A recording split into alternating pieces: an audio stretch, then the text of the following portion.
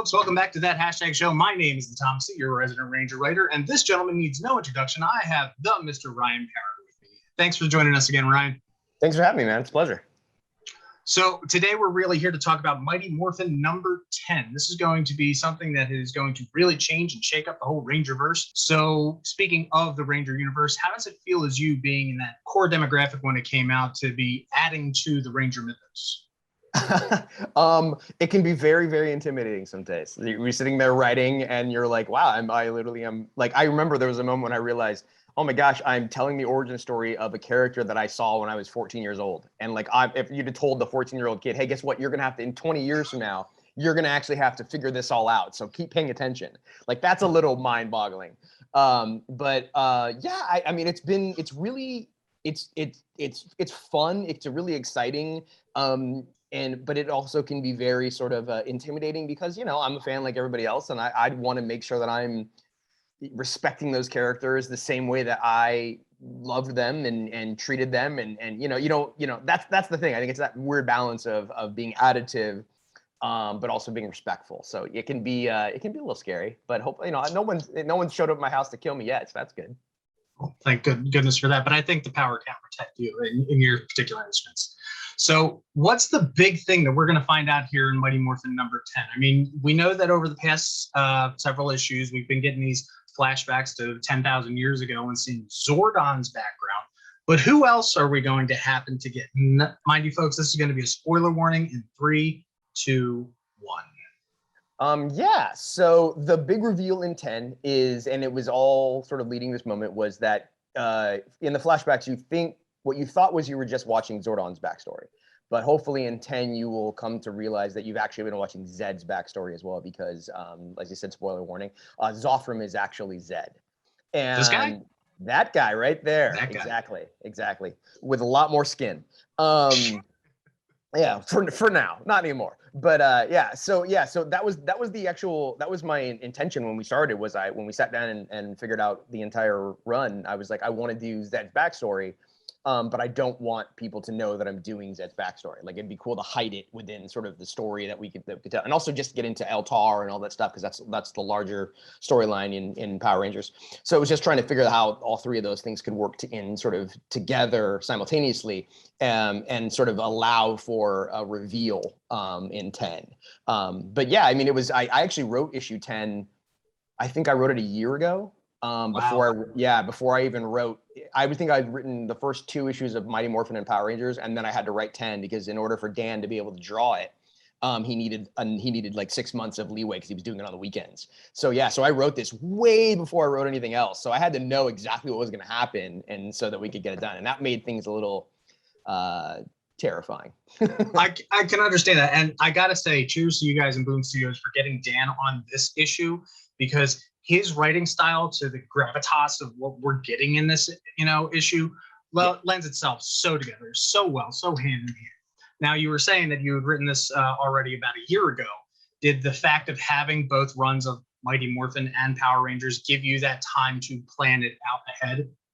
A little bit. Like, I had to have the whole thing kind of planned out when we started in order to do it. So knowing that the nice thing about having the 2 series was that it actually broke up the team a little bit, in a sense, because the hardest thing about writing Mighty Morphin and Power Rangers before it broke was I was trying to fit 27 characters into every book. Right. And the idea that I was able to split up and have the Omega Rangers go on their own adventure and then have the Power Rangers back home and just only have to focus on that, I think that allowed me a little bit more time to get into the characters and to get into the storylines and stuff like that, and allow to have the flashbacks. Just because I think I got rid of those, I think, in Mighty Morphin because I just didn't have room for them anymore. Because I was like, well, it means if I do flashbacks, Rocky's not going to say anything in this issue. So like, you don't want that. But it did, like, splitting the book, gave me a little more room to sort of be able to grow out the story and hopefully give characters a little bit more room to breathe. Which is very true. You can definitely tell that. I mean, I love how you're getting all this great character development across both storylines for all the characters. Now, with Zed's backstory, when you took over the run from Kyle, a few years back, did you plan on doing Zed, or did this opportunity present itself? Did Boom come to you and say, this is what we're going to do? Or did you go to them and say, here's what I want to do? I think it was more of a, it was more like during there's the way it always works is like I started writing Mighty Morphin, and in the course of writing a series, there's always this moment where like you don't want to write, you know, like you come up with a new idea, or in the course of writing a scene, you're like, wouldn't that be interesting? And I remember having a really early conversation with Daphne Plebin, who's our editor, who's been on the book since the very, very beginning, all of Kyle's run, Marguerite's run, my run, everything. She's been there. And so there was a conversation about the idea of like, is there an opportunity for us to do Zed's backstory? And when the book moved from Saban to Hasbro, that opened up some areas of the mythology that hadn't sort of been available to me before. Eltar, for instance, Zed's backstory, for instance, Zordon's past, all that stuff was suddenly a little bit more, not as precious. And so when that happened, the conversation came up, well, we can do this. Would you want to? And I remember somebody had said, well, I can't remember who said it, but it was like, you know, he if his name's Zed, we've seen Zordon, that he's, you know, like he doesn't have his skin, like, is he Altarian? Could he be Altarian? And so I remember that sort of stuck in my brain. I was like, yeah, that would be a really interesting thing to do, because it would sort of when we realized that was the thing, it slid him into the story in a way that that all of a sudden I was like, oh, now I can tell a story about Zordon and Zed and Eltar at the same time. And that was really cool. And yeah, exactly. I like that it tied everything together, because my rule has always been in the flashbacks, I don't want to just use the flashbacks to tell stories in the past that don't connect to the modern storyline. They have to impact the Power Rangers storyline currently. And so that was sort of how it started. And then I think it just turned into an ongoing conversation. But yeah, it wasn't everything I ever intended on doing. It was just one of those things where you're always looking for new areas to play with and trying to make each story relevant. And I thought, well, it's one of those things that, you know, I know some people have been like, you don't even need Zed's backstory. He's like the Joker. I was like, yeah, but you can have it. Like, why not? If you can tell an interesting story with it, and you can get some really cool character, and you can flesh out a character. Because for a lot of like Zed's a very, he's not, you don't know a lot about him. You know, he touched the Zeo Crystal and he beat up and he drew a lot of worlds. That's about it. And so I just thought, well, there was an opportunity to try and expand on him and try and make him a little bit more three-dimensional, and try to, you know, maybe understand him and sort of define him. And one of the things I really loved about Gogo was I got to define Rita in some really interesting ways, with her relationship with the minions and her relationship with Zordon and all that stuff. And I was like, it'd be really fun to try and do that with Zed. And so that was the idea, was like, you're always just looking for something that has meat on the bone. So one great little bait and switch that you had in this issue was having the assassin. The assassin really had me go. So I'm thumbing through, I'm looking. Oh, wow, this guy looks good. Wait, he turns into Zed? And then we get the big reveal that in the last issue, Zardis put this enchantment on the Zeo Crystal. And was it the enchantment or the Zeo Crystal itself that changed Zordon, or was it, you know, just a combination of everything? I think well, it's funny because that was one of the things that changed from when I wrote issue 10 and then wrote all of Mighty Morphin. Was I had originally intended that it just had the enchantment, I think, was already on it, or that Zardis placed the enchantment on himself. But then I realized when I went back and watched some of the show, they actually, I think it's one of the episodes, Ninjor actually explains that the aliens from the M41 galaxy, I'm probably gonna get that wrong. They're the ones and they actually show them putting the spell on there. And so when that happened, I was like, oh, okay, no. They'll be the protectors of it. And Zardis will convince them to place the magic spell on there without Zordon. And that will be the thing that that's the protection. He basically placed a protective shield over the Zeo Crystal, and anybody who tried to touch it, you know, gets just blasted from it. So that was it wasn't the Zeo Crystal itself. It was the enchantment that Zardis placed on it. And the second part of your question was, the assassin. So the assassin is a little bit of a cheat, and I apologize for that. No, don't. It was great. It's a perfect bait and switch. As a reader, I love it. Well, because I feel like with comic books, one of the things that's real hard is, unlike TV and film, like there's trailers, there's, 4 months ahead of time, there are images that are going to happen. And I knew that once Zordon and Zardis and Zophram got to Bandor's palace, when you saw the Zeo Crystal, I was like, people are going to start realizing where I'm going. They're going to go, oh man, they're setting up Zed. I thought that was probably what people were going to think. And so I knew that for the cover of 10, I was like, I think we should put somebody on there that looks like Zed, like a young Zed. So people will see that guy and go, oh, that's the young Zed that we're going to fight. And that's how it's all going to happen. And maybe Zed's gonna kill Zordon's mentor, and it's all gonna fall apart. That was the intention. And It so worked. we actually, good. I'm glad that was the idea. What I liked about it though was it was like we spent a lot of I told Dan, I was like, look, if we're gonna create that guy, we got to take some time with him. So the design took a little while. We made sure that it had elements of Zed, but not too much Zed. When I wrote it, when I wrote the scene, I wanted to try and give the guy personality and make him interesting, and the poisons and stuff. I just tried to have him be a little bit more than just your traditional bad guy. Because I was hoping that on that page, when he's about to touch the Zeo Crystal, that you were like, oh, this is the moment. Even if you had suspected that Zophram might be Zed, you'd go, wait, was I wrong? Is this the moment? And so then it would flip. And that was my goal anyways. And I just think those are the fun things, right? You want to try and, I didn't want people to see it coming too much. Yeah. Now, you said about the assassin having these poisons. I found a great metaphor was the assassin's poison that he used on Zophram, his words, because if you saw, it really was the downhill progression. It was the snowball effect out of what he said before he went and talked to the Supreme Guardians or the Council.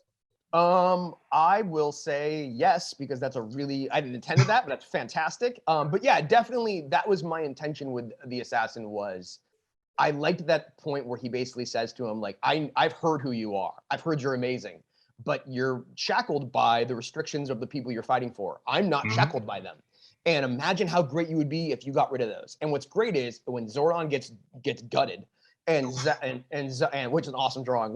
There was two drawings that he put that Dan did. I was like, are we gonna get away with that? One was that moment, the gutting, and the second one was obviously when Zophram touches the Zeo Crystal. And I was like, are we gonna be able to? That's a lot of show that, yeah. Yeah. But the thing that I loved was the minute Zordon gets gutted by that, there's that moment when you see Zophram breaks his staff in half, and he's like, fine, if you want to see me without restrictions, and I'll fight dirty, and you see him fully unload. And what's great is it's like that moment in the Dark Knight when the Joker is sitting over, he's like, when he gets like, when Batman's punching him, he's like, there's nothing, you've got no strength. Like in a weird way, that moment when it's like, look, you beat me up. You're right. You beat me. But you totally just proved me right, man. Like I just showed you how great you could be, and you're never going to win because these guys are it doesn't matter that you beat me because they're never going to let you be this guy.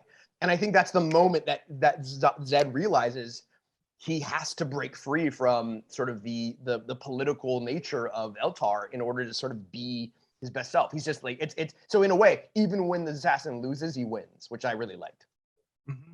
So now that we know who Zed is and we know, how this is all interplayed together, are we going to have a shift in the books? Are we still going to have the 10,000 years ago in regards to everything with Zardus? Because we know what Zardus is doing up over in Power Rangers right now. Are we going to get a little shift and head towards that? Or are we going to see what happens with Zed and balance it out with everything that's going on in Angel Grove? So it's a very observant and good question, because the fun part about 10 was once you know that there's a reason the last page is starting with Zed in the back of the spaceship, because the flashbacks going forward now, there won't be a lot of them, but because I need some room in the books for what's going to happen, but you will start to see some windows into how Zed went from being the guy in the back of the spaceship who had lost everything to becoming sort of the warlord who had conquered all of these worlds.